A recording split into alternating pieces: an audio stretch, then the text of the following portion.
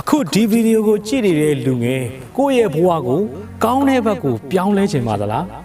းပြောင်းလဲခြင်းနဲ့ဆိုလို့ရှိရင်တော့လောက်ရမယ့်အချက်ကတစ်ချက်ပဲရှိပါတယ်အဲ့ဒါကဘာလဲဆိုတော့ကိုယ့်ရဲ့အဆင့်တန်းကိုမြင့်မှာ raise your standard ဖြစ်ပါတယ်ကိုယ့်ရဲ့အဆင့်တန်းကိုမြင့်ဖို့ကလည်းလောက်ရမယ့်အချက်ကလည်းတစ်ချက်ပဲရှိပါတယ်အဲ့ဒီတစ်ချက်ကိုကျွန်တော်ပြောသွားမှာဖြစ်တဲ့အတွက်ဒီဗီဒီယိုကိုအဆုံးထိအောင်ကြည့်ပေးစေချင်ပါတယ်ကျွန်တော်ကတော့ကိုညာလင်းအောင်မှာ future coach and trainer တယောက်ဖြစ်ပါတယ်လွန်ခဲ့တဲ့10နှစ်တုန်းကကျွန်တော်ဟာစစ်လိတ်ကိုမမောတောက်ပါတယ်တရက်ကိုတပူးတော့ကိုအောင်တောက်ပါတယ်နှစ်ပေါင်းများစွာတောက်လာတဲ့အတွက်ကျွန်တော်ရဲ့ကျန်းမာရေးဟာလည်းထိခိုက်လာပါတယ်အဲ့ဒီတော့ကျွန်တော်ဟာဘာလုပ်တယ်လဲဆိုတော့စစ်လိတ်ကိုဖျက်လိုက်ပါတယ်စစ်လိတ်ကိုဖျက်ပြီးတော့မှဘာထက်လုပ်လဲဆိုတော့900စားပါတယ်ကျွန်တော်900တွေစားတဲ့အခါမှာကျွန်တော်ရဲ့ပါးစပ်ကြီးကလည်းအမြဲတမ်းရဲနေတယ်ရှာတွေကလည်းရဲနေတယ်သွားတွေကလည်းအမြဲတမ်းညစ်ပတ်နေတယ်ကျွန်တော်ရဲ့ green ကထွက်လာတဲ့အနံ့တွေကလည်းဆိုးတယ်ကျွန်တော်ကိုယ့်ဘာသာကိုဆိုလို့ရှိရင်တော့အဆင်ပြေတယ်ဒါပေမဲ့နိုင်ငံခြားသားတွေနဲ့တွားပြီးတော့မှတွေ့ရတဲ့အခါမှာလုံးဝအဆင်မပြေပါဘူးကျွန်တော်ရဲ့အလုပ်ကလည်းနိုင်ငံခြားသားတွေနဲ့နေတိုင်းတွေ့နေရတဲ့အလုပ်ဖြစ်ပါတယ်ကျွန်တော်နိုင်ငံခြားသားတွေနဲ့စကားပြောတဲ့အခါမှာသူတို့ကကျွန်တော်ကိုကြည့်တယ်ကြည့်ပြီးတော့မှမင်းရဲ့သွားတွေကဘာကြောင့်ရဲနေတာလဲဟလာမင်းလိုမျိုးသွားရဲနေတဲ့သူတွေကိုငါတို့တောကြုံအောင်ကြားတွေထဲမှာတွေ့ဘူးတယ်ကျွန်တော်ဒီလိုပြောလာတဲ့အခါမှာကျွန်တော်ခံစားရတာတခုကကိုအစင်တန်းနှိမ့်ကြနေတယ်ဆိုတဲ့ခံစားချက်အဲ့တော့ကျွန်တော်ဒီလိုပြောလိုက်လို့900တွေစားနေတဲ့လူတွေစစ်တိတွေတောက်နေတဲ့သူတွေဟာအစင်တန်းနှိမ့်ကြတယ်လို့ကျွန်တော်ပြောတာမဟုတ်ပါဘူးကျွန်တော်အတွက်ပဲကျွန်တော်ပြောတာပါ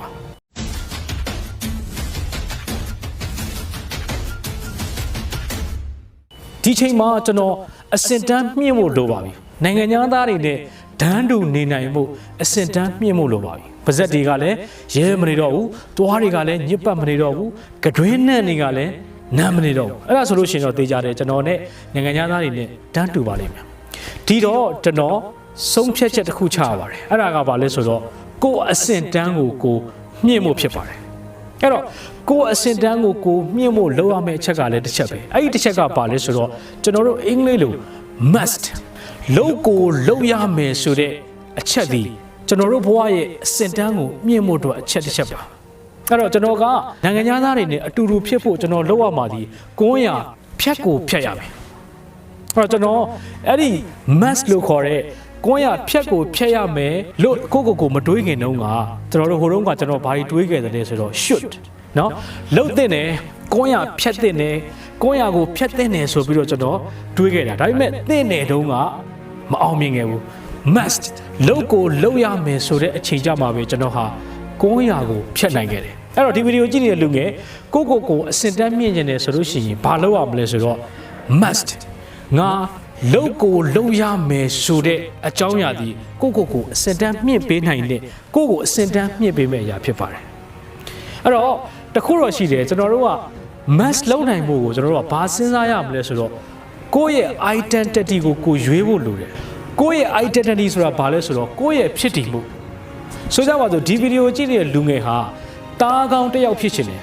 သမီးကောင်းတစ်ယောက်ဖြစ်ချင်တယ်အဲ့ဒါဆိုလို့ရှိရင်အဲ့ဒီဟာဒီကိုယ့်ရဲ့ identity ဖြစ်လိမ့်မယ်အဲ့ဒါကကိုယ့်ရဲ့ယက်တီချက်ဖြစ်လိမ့်မယ်ကိုယ့်ရဲ့ဖြစ်တည်ချက်ဖြစ်လိမ့်မယ်အဲ့တော့တားကောင်းတစ်ယောက်ဖြစ်ဖို့အတွက်သမီးကောင်းတစ်ယောက်ဖြစ်ဖို့အတွက် must ဘာတွေလုပ်ရမလဲဆိုတာကိုစဉ်းစားဖို့လိုတယ်အဲ့တော့ကိုဟာဆိုကြပါစို့အိမ်တော်ရှင်တစ်ယောက်ဖြစ်တယ်ဆိုလို့ရှိရင်လေအိမ်တော်ဦးစီးကောင်းတစ်ယောက်ဖြစ်ချင်တယ်ဆိုလို့ရှိရင်ဘာလုပ်ရမလဲဆိုတော့ must တွေဆွဲထုတ်ပါအိမ်တော်ဦးစီးကောင်းတစ်ယောက်ဖြစ်ဖို့အတွက်ဘာတွေလုပ်ရမလဲဆိုတာကိုချရေးပါအဲ့လိုပဲကိုဟာအားကစားသမားကောင်းတစ်ယောက်ဖြစ်ချင်တယ်ဆိုလို့ရှိရင်လေအားကစားသမားကောင်းတစ်ယောက်ဖြစ်ဖို့ဘာတွေလုပ်ရမလဲ must တွေကိုချရေးပါအဲ့တော့ must လုပ်ရမယ်ဆိုတာဒီကိုရေးချင်းအပြင်ကိုဘာဖြစ်မလဲဆိုတော့ကိုယ့်ရဲ့ standard ကိုယ့်ရဲ့ standard တစ်ခုကိုပြင်ပြီးသားဖြစ်ပါလိမ့်မယ်တခုတော့ရှိတယ်ကိုကသားစိုးတစ်ယောက်အနေနဲ့ကိုတတ်မှတ်ထားတယ်တတ်မှတ်တဲ့အချိန်မှာကိုက must တွေမရှိတော့ကိုဘာတွေလုပ်ရမလဲဆိုတာမရှိတော့နေချင်းစလုံးနေမယ်လုပ်ချင်းစလုံးလုပ်မယ်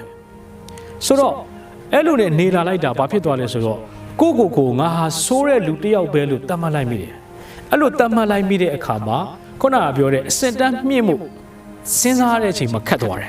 အဲ့တော့ must တွေချရေးဖို့လည်းခတ်သွားလိမ့်မယ်အဲ့တော့ကျွန်တော်တို့ကဘာလုပ်ရမလဲဆိုတော့အခုချက်ချင်းဟလာကိုကကောင်းတဲ့သူဒါမှမဟုတ်စင်တန်းမြင့်နေတဲ့သူတယောက်ဖြစ်ချင်လို့ရှိရင်ဟိုတုန်းကဖြစ်ခဲ့တဲ့ဟာတွေကိုမေ့လိုက်တော့ဟိုတုန်းကကိုစိုးခဲ့တာတွေအစင်မပြေခဲ့တာတွေကိုမေ့လိုက်တော့အခုကစပြီးတော့မှကိုidentity တစ်ခုသတ်မှတ်ပါကိုယ့်ရဲ့ဖြစ်တည်မှုယက်တည်မှုတစ်ခုသတ်မှတ်ပါ ပြီးလို့ရှိရင် must တွေချရေးပါဘာတွေလုပ်ရတော့မလဲဘာတွေလုပ်ရမလဲဆိုတာချရေးပါအဲ့ဒါဆိုလို့ရှိရင်တော့ဒီဗီဒီယိုကိုကြည့်နေတဲ့လူငယ်ရဲ့အဆင့်မြင့်မိသားဖြစ်သွားပါလိမ့်မယ်အဆင့်မြင့်မိသားဖြစ်သွားပြီဆိုတာနဲ့ဒီဗီဒီယိုကိုကြည့်နေတဲ့လူငယ်ရဲ့ဘဝလည်းပြောင်းလဲသွားပါလိမ့်မယ်ဒီအကြောင်းအရာတွေကနေပြီးတော့လူငယ်တို့အကျိုးစုံတရားရတယ်ဆိုလို့ရှိရင်ထုံးစံတိုင်းပဲ comment မှာ yes လို့ရေးပေးပါဦးဒီဗီဒီယိုကိုဆုံးဖြတ်အောင်ကြည့်ပေးတဲ့အတွက်လည်းကျေးဇူးအများကြီးတင်ပါတယ်ကျွန်တော်ကတော့ကိုညံလဲအောင်ပါ